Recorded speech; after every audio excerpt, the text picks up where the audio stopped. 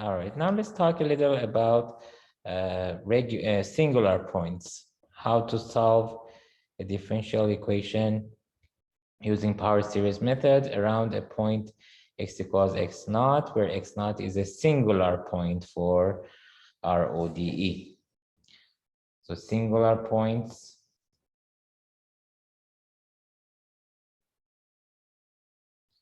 and the method of Frobenius.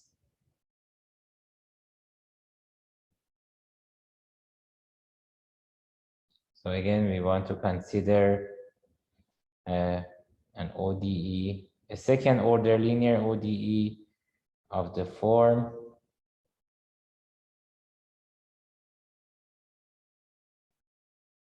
P of x times y double prime plus Q of x times y prime plus R of x times y equals 0. And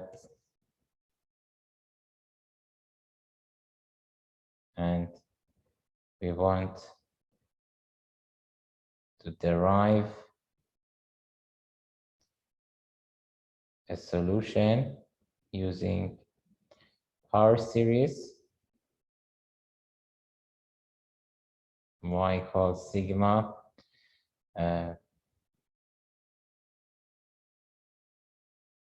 if they're using power series around x equals x naught, where x naught is a singular point for the ODE of above. And what's the meaning of a singular point? Remember, it means that P of x naught is 0. If P of x naught is 0, then we call the point a singular point. So with 0 for ODE above, meaning that P of x naught is 0.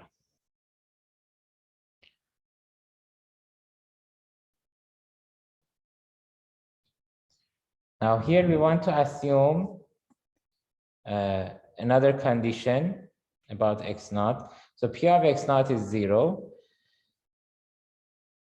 Well, I'm going to provide a recipe how to solve the ODE, which is called Frobenius method. But in order for that theorem to be valid, we need two more assumptions. So furthermore, assume that assume that these two conditions hold. Assume that one limit x minus x naught times q of x divided by p of x as x approaches to x naught, and also the second limit x minus x naught squared times r of x divided by p of x as x approaches to x naught. Both these two limits both exist and are and are finite.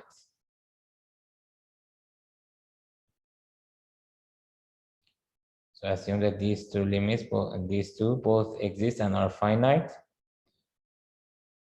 Such a singular point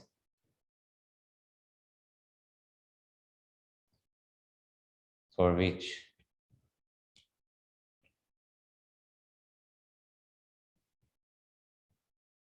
the limits above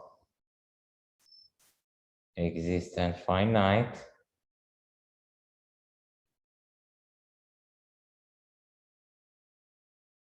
is called a regular singular point. So we are assuming that we have a singular point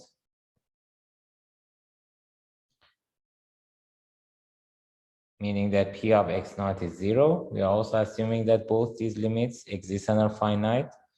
And if both these limits exist and finite, the singular point will be called a regular singular point. So we are assuming that we have a regular singular point and we want to provide a recipe how to solve the ODE. So to solve the ODE above, follow the procedure suggested by theorem below. So this theorem, which is called Frobenius method, will provide a recipe for how to solve the ODE when we have a singular point, a regular singular point. So theorem called method of Frobenius.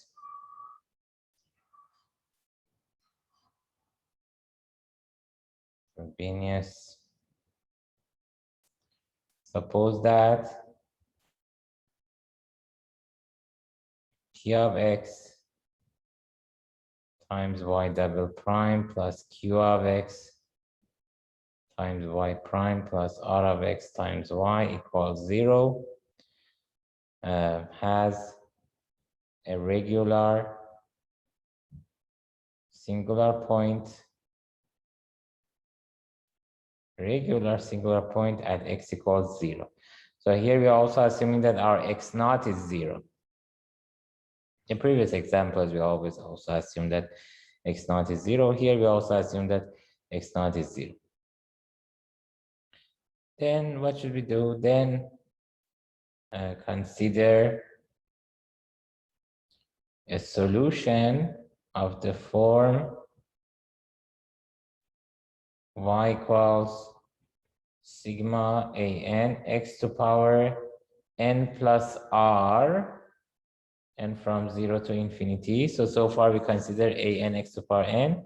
This time an x to power n plus r. What is r? Where r is a fixed real number.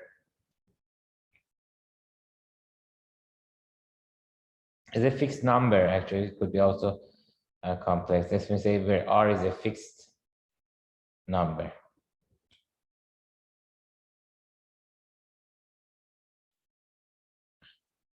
So consider a solution of this form. Substitute this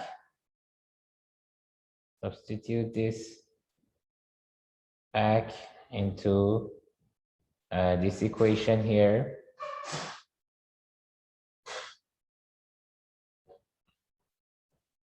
Original ODE. Back into, let me call this one 3 star. 3 star above.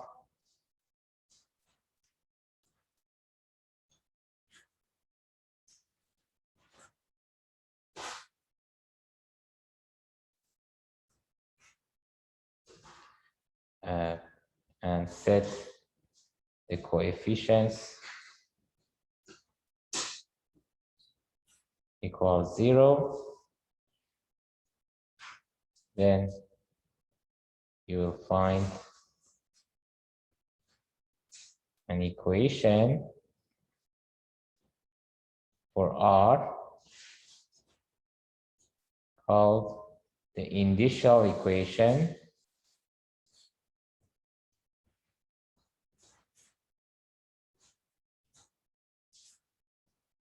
So R is a fixed number here. Here R is a fixed number, but how do we find it? If you substitute this solution or this function back into this ODE, you will find an equation for R. Could be usually a quadratic equation for R, like R squared plus 5R plus, let's say, something equals 0. So that equation, which is an equation for R, is called initial equation.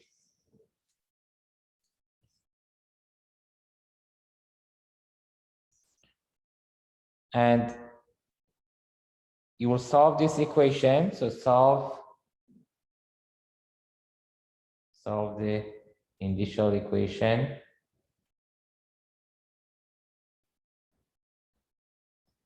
and find the roots R1 and R2. The quadratic equation for R, it has two solutions, R1 and R2 for R.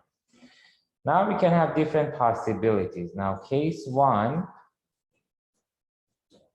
if R1 minus R2 is not an integer,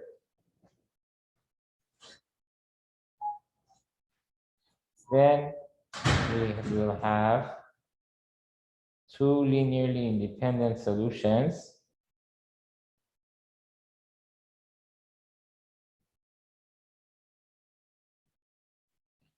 of the form, let's say y1 equals x to power r1 sigma an x to power n, and from 0 to infinity, and y2 equals x to power r2 sigma an x to power n, and from 0 to infinity.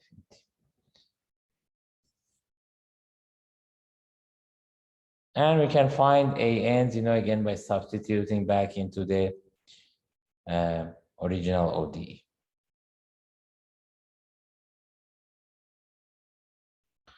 So substitute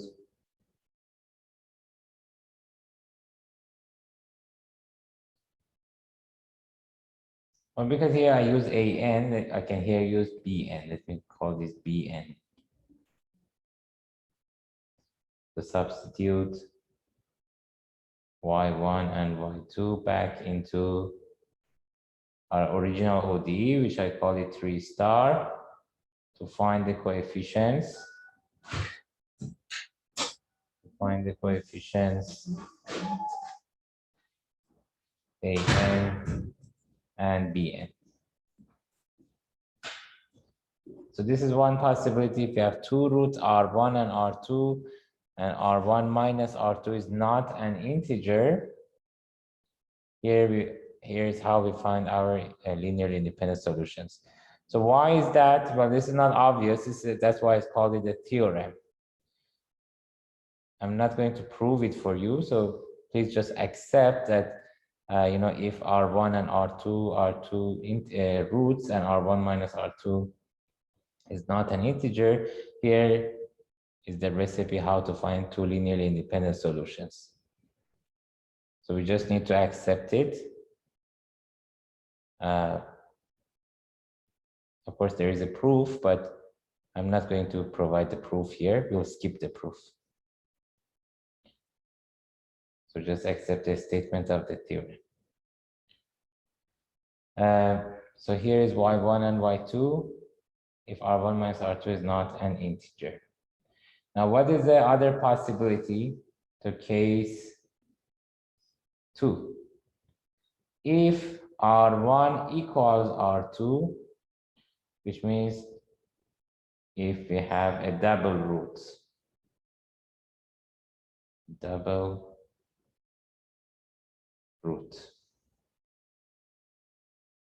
then how do we find our solutions?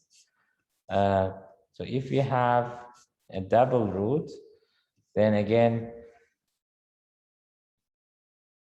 then y1, then consider y1 as x to power r1 sigma an x to power n, and from 0 to infinity as one solution, and the other solution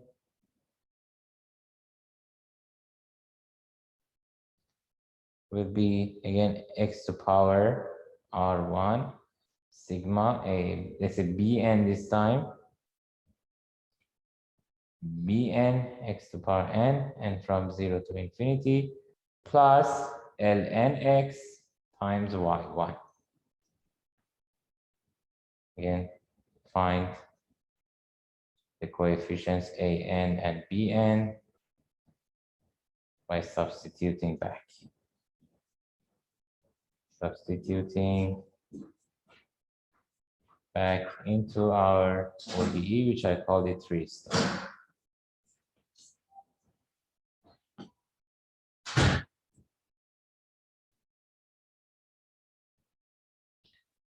So if I have a double root, if R1 equals R2, then I will have two solutions of this form. One in this form, x to power R1 sigma A and x to power n. The other one looks like this. Again, why? It's not obvious. That's why it needs proof. That's why it's called theorem. So this is the second possibility. Now, what about the third possibility, case 3? Case 3, if R1, if again we have two different solutions, if R1 and R2 are two real solutions with R1 not equal R2 and R1 minus R2 this time is an integer.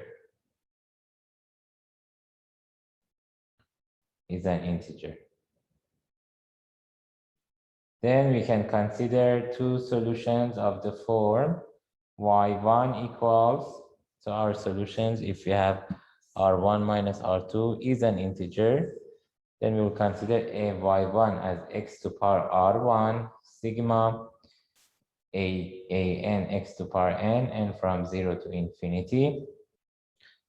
And y2 will be of the form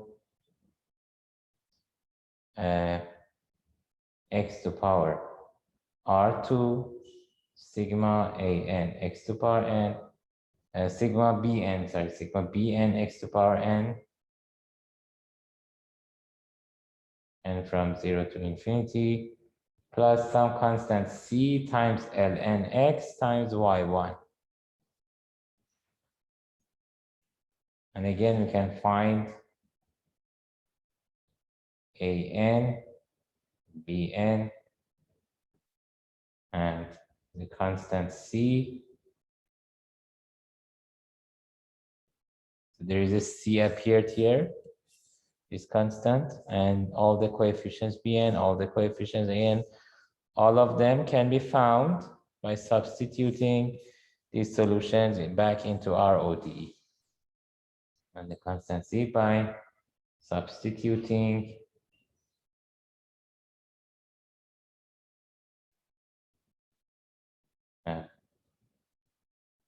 these solutions back into 3-star, our original ODE 3-star. And finally, the last case, case 4. If R1 and R2 are two complex valued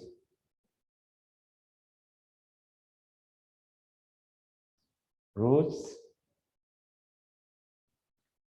then consider y in the form of x to power R1 times sigma a n x to power n, and from 0 to infinity, and find the coefficients a n.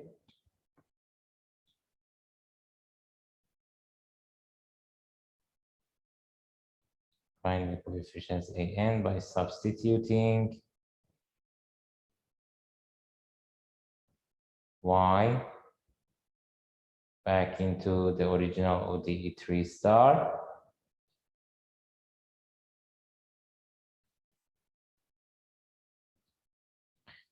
And once you do that, so R1, we are assuming that's a complex valued number. ANs will be also complex valued numbers. And so y will be a complex valued function.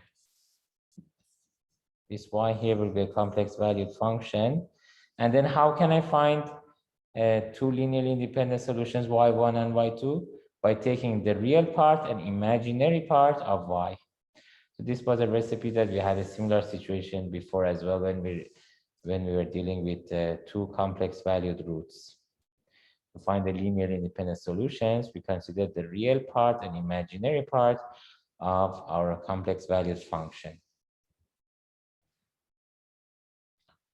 So then find y1 and y2, which I mean two linearly independent solutions of 3 star by taking the real part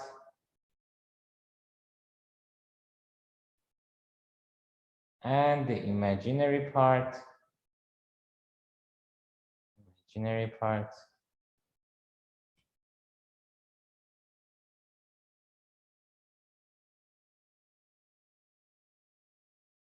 of this function y above. I have a function here y. This is, I'm assuming that R1 is a complex number. These ANs, after you substitute back, you can find them, but they will be also complex value. And y will be a complex valued function. Take real part and imaginary part. Those will be your y1 and y2, two linearly independent solutions for your original ODE. So the summary is, if x equals 0 is a singular point for regular singular point for our ODE, then we consider a function of this form. We substitute back into the original ODE, we'll find an equation for R. So that's called initial equation. That will be a quadratic equation for R. It has two solutions, R1, R2. Now, then we have different possibilities. Are there two real solutions with R1 minus R2 not an integer? Then we'll find our two linearly independent solutions in this form. Or we have a double root, then we find two linearly independent solutions of this form. Or we have two real solutions with R1 minus R2 being an integer, then we'll find two linearly independent solutions of this form. Or we have two complex valued roots that we consider a solution of this form. We find all the coefficients, then we'll find the real part and imaginary part of that function. Okay, guys, so this was a rather long theorem, is a theorem with long statement. So let's see how we can apply this theorem in practice. Let's look at an example. So example, find a particular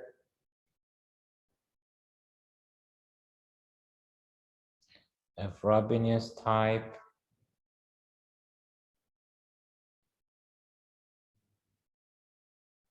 solution of x squared y double prime plus xy prime plus 1 plus x times y equals 0. So for the answer, we consider a function of the form sigma an x to power n, and from 0 to infinity around x0 equals 0, where x0 equals 0 is a singular point of this ODE. Why is it singular point? Because p of x here, the coefficient of y double prime is x squared, and therefore p of 0 is 0.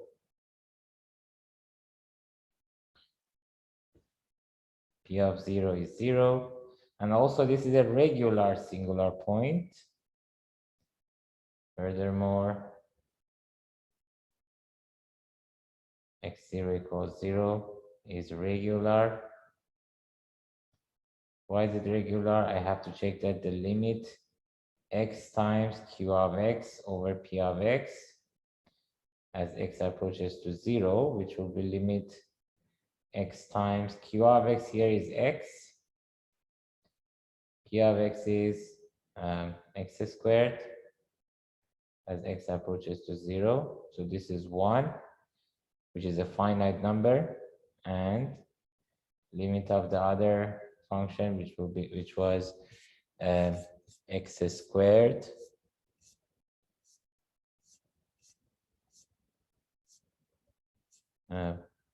x squared times r of x divided by p of x as x approaches to 0, and this would be limit x squared times 1 plus x divided by x squared, x approaches to 0, and this is also 1.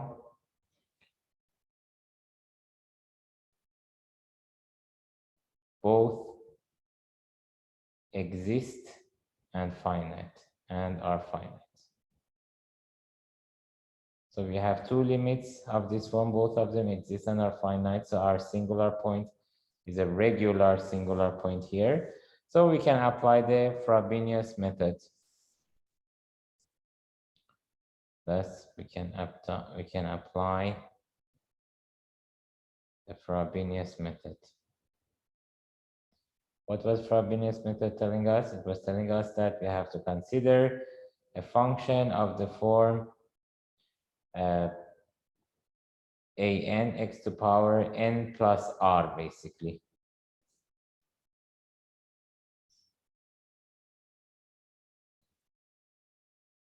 So y equals sigma an x to power n plus r, n from 0 to infinity. And substitute it back. Substitute back.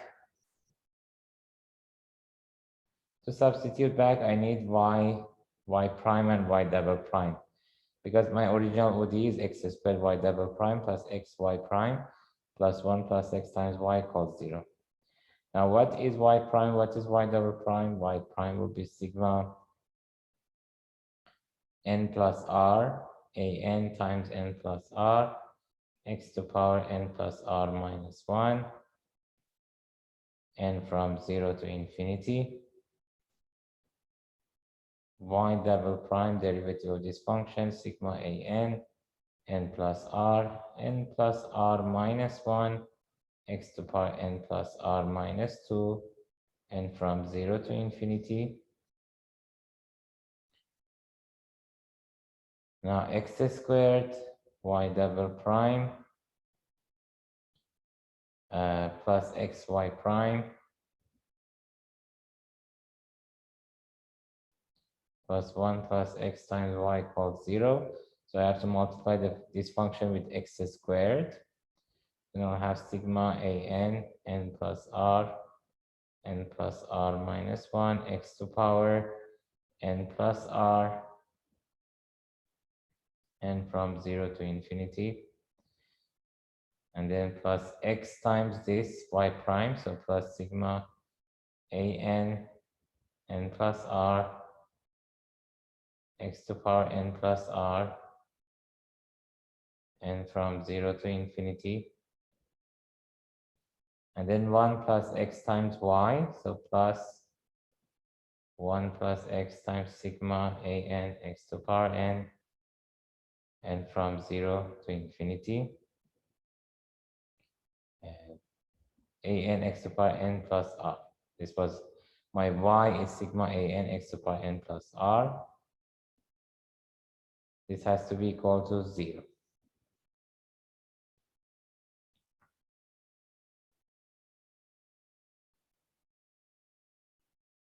Now, if I expand this,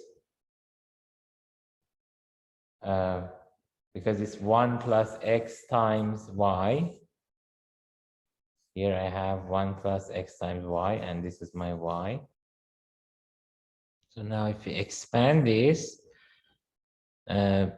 this 1 times this start with x to power r, because remember n starts with 0. So this starts with x to power r. X times that it starts with x to power r plus 1. This sigma also starts with x to power r and starts with 0. This sigma also starts with x to power r. So this one with x to power r, this one with x to power r, 1 times this with x to power r, but x times this with x to power r plus 1.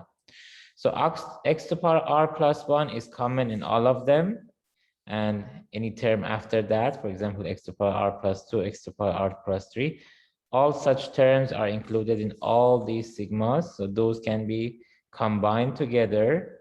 But x to the power r has to be separated, similar to previous examples, because x to the power r only appears in the first and second and third sigma, but not in the fourth, not in the one with x times this. So that's why x to the power r has to be separated in the first, second, and third sigma.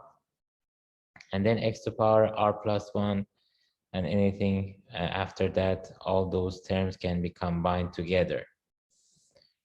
So here we are going to separate x to the power r terms in each sigma that contains x to the power r.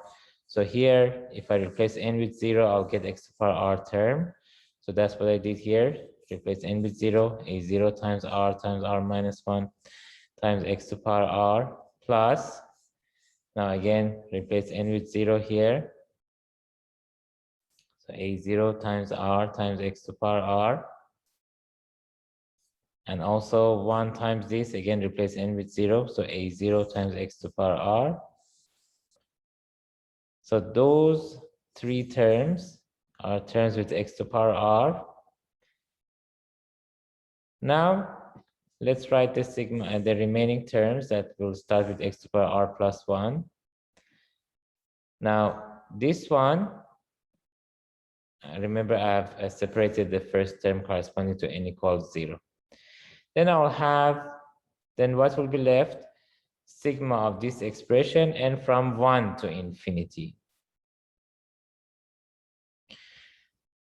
But if I replace n with n plus 1, so in the same expression, if I replace n with n plus 1, then n from 1 to infinity will be changed to n from 0 to infinity. Remember that if I change n to n plus a, the starting index will have a shift a units to the left. So we can write this one as sigma a n plus 1, n plus 1 r, n plus 1, x to the power n plus r plus 1, which is this expression. Just replace n with n plus 1. And then the starting index will have 1 unit to the left. So it will be 0 to infinity.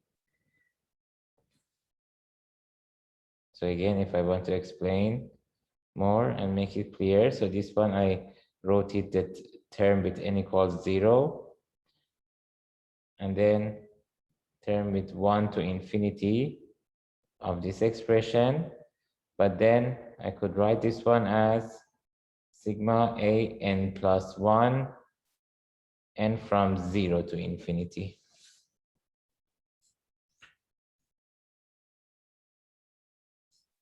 If I replace n with n plus 1, this n equals 1 here will change to n equals 0, and that's what I did here in this sigma. So that's what I did for the first sigma. Now, what about the second sigma? Second sigma, again, one term has been already separated. The term with n equals 0 has been separated. And then I'll have n equals 1 to infinity a n times the rest. And again, I can do the same trick. Replace n with n plus 1 here. So a n plus 1. And then starting index will have shift 1 unit to the left. So it will be 0 to infinity. So 0 to infinity a n plus 1. Every n has to be replaced with n plus 1. So n plus 1 plus r, x to the power n plus r plus 1.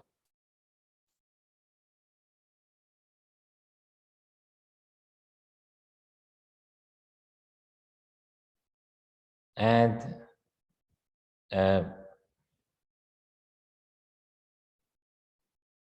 this is for this sigma here.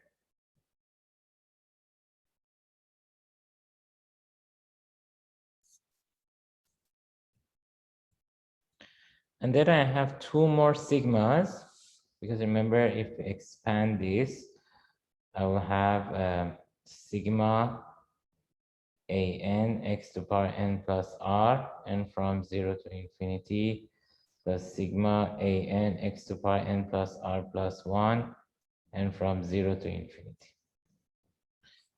So this sigma here, I've just transferred it here. So see, this sigma and this sigma are exactly the same. But now what about this one? For this one, remember we had separated x to the power r term. So this one we wrote it as a0 x to the power r, which is the term here, plus sigma n from 1 to infinity a n x to the power n plus 1.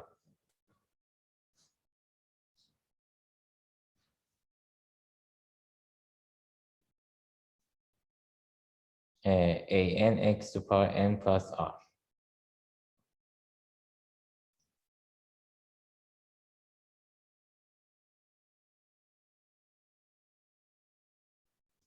And if I replace n with n plus 1 again, in this sigma, replace n with this sigma, replace n with n plus 1, I'll have a n plus 1 x to the power n plus r plus 1, and then shift 1 unit to the left. If I replace n with n plus 1, I'll have shift 1 unit to the left.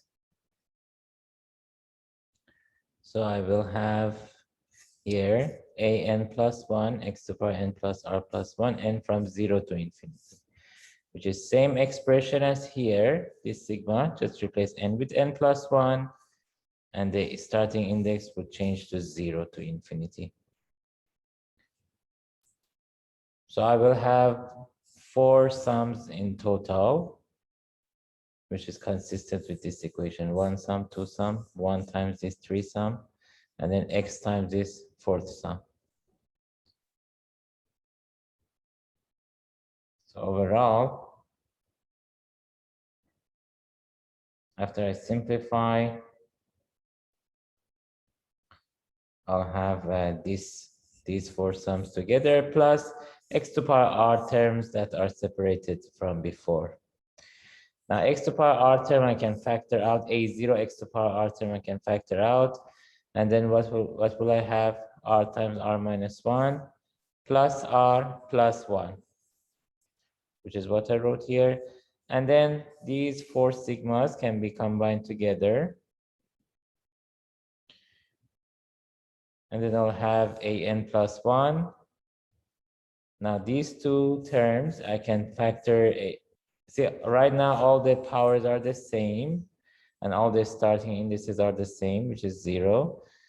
So I can just add the coefficients. Now first 2 coefficients, if I add them, a n plus 1 can be factored out, and then I'll have n plus r plus 1. That one also can be factored out, and then I'll have n plus r for the first one, and then plus 1 for the second one. See, if this factor is taken out, from this one will be left, n plus r will be left, from this one, 1 will be left. So I can say n plus 1 times n plus r plus 1 times n plus r corresponding to the first sum, and plus 1 for the second sum.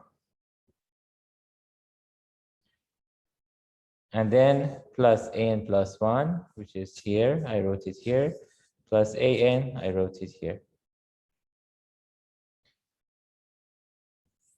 Now, by comparing the coefficients, I can say that this term has to be 0.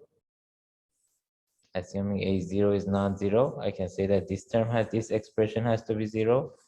And this is what we call the initial equation, an equation that gives us the value of r, or the values of r. So what is the equation in our case? R times r minus 1 plus r plus 1 equals 0. If I expand it, I'll have r squared minus r plus 1 equals 0, minus r plus r, they cancel out. I'll be left with r squared plus 1 equals 0. What are the roots for r squared plus 1 equals 0? Well, plus minus root minus 1, or plus minus I. complex valued. So the roots are complex valued here. And therefore we have to use, if you look at the theorem, case 4. Case 4 said if R1 and R2 are complex valued, consider x to power R1 times sigma a n x to power n. Find an, and then your y1 and y2 will be real part and imaginary part of this function. So that's what we are going to do here. So this is for the coefficient of x to power r, which has to be 0 and gave us initial equation. And then this coefficient has to be the coefficient of this term, x to power n plus r plus 1, has to be 0 as well. We can set that equal to 0. Then we'll have an plus 1 times, now an plus 1 times n plus r plus 1 times n plus r plus 1 means n plus r plus 1 the whole squared, plus 1, because remember I have taken an plus 1 out as a common factor. So then plus 1, and then plus another an has to be 0. And that gives an plus 1 as minus an divided by this factor, which is going to be valid for n bigger than or equal to 0 because this sigma starts from 0 to infinity. Now, if I replace n with 0, I'll get a1. a1 equals minus a0 divided by r plus 1, the whole squared, plus 1. Now, what is the value of r? Like as the theorem suggested, we have to replace r with r1, which is I, or root minus 1 in this case, and then find ans. Let me show you the statement of the theorem one more time. It was saying that replace r with r1, x to power r1 times this, and then find ans. And then real part and imaginary part will be our solutions, linearly independent solutions. So we can assume r is r1, which is I, or root minus 1 in this case. And then an plus 1, I'm replacing n with 0 here. So a1 will be minus a0 divided by r plus 1, the whole squared plus 1. R is I, so minus a0 over 1 plus I, the whole squared plus 1. Now, if I replace n with 1 here, I'll get the value of a2. a2 will be minus a1 divided by n is 1, so 2 plus r, the whole squared plus 1. Now, a1, we already know what a1 is. a1 is minus a0 divided by this guy. There's also another minus here, so it becomes plus a0 divided by this, divided by 2 plus I, the whole squared plus 1, because again, r is I here. And if I simplify this, I can write it as a0 divided by this expression times this expression. Now, similarly, if n is 2, then I'll have the value of a3. a3 will be minus a2 divided by 3 plus I, the whole square plus 1. But a2, again, we have it from here. Substitute back, I will have a3 in terms of a0, minus a0 divided by this expression. Now you can see the pattern. Now, a2 is a0 over this, a3 is minus a0 over this. So first of all, there is a minus 1 to power n term. Like a2, it's plus a0, a3 has extra minus. So even indices have no extra minus, odd indices have extra minus. So that can be achieved by minus 1 to power n. Because if n is even, this will be 1. If n is odd, this will be minus 1. And then times a0, all of them have times a0. What about the denominator?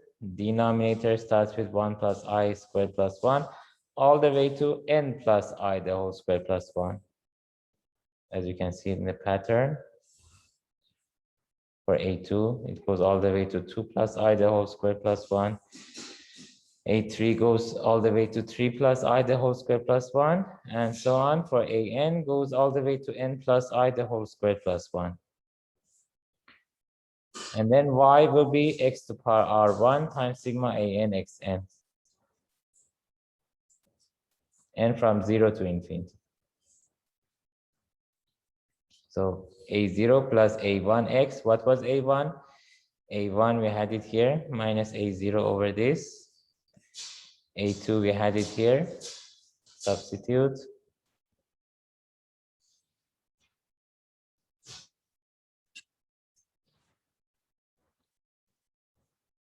Substitute the value of a2 here, and all the way to an, substitute back here, plus dot, dot, dot. So this is an infinite sum, this is a series. So we found y as a complex valued function. Now that we have y as a complex valued function, if we want to find the two real valued linearly independent solutions, we just need to simply take real part and imaginary part of this function. So we can say that the two linearly independent, real valued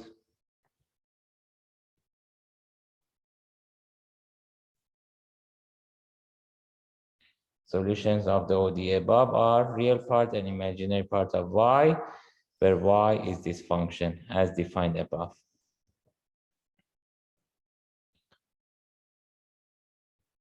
Okay, guys, so we saw that if we have a singular point for our ODE, the recipe is going to be more complicated.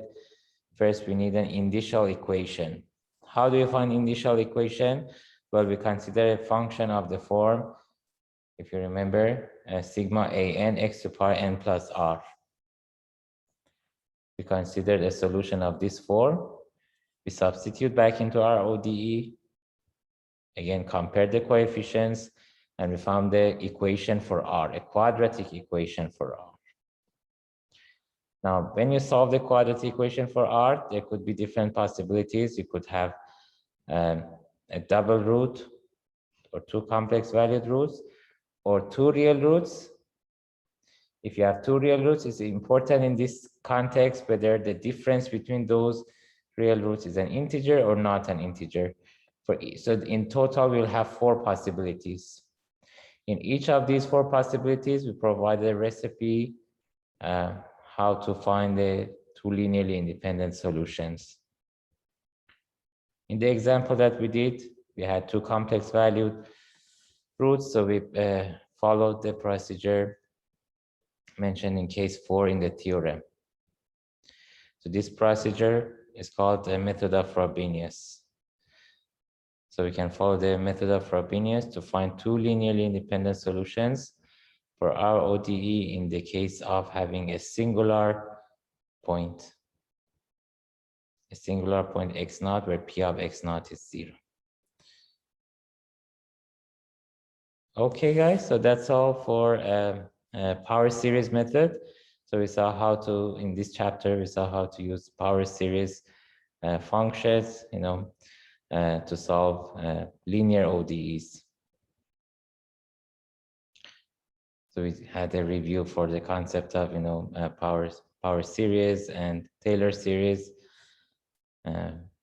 What's the meaning of power series? What are their basic properties? And we use the basic properties, also basic properties of sigma to simplify the functions. After we substitute into the ODE, we simplify the derivatives. We found the recursive relation for an. And then once we have the recursive relation for an, we can find all the coefficients in terms of a0 and a1. And then we found the general solution. Okay, guys, that's all for today. Thank you and see you next time.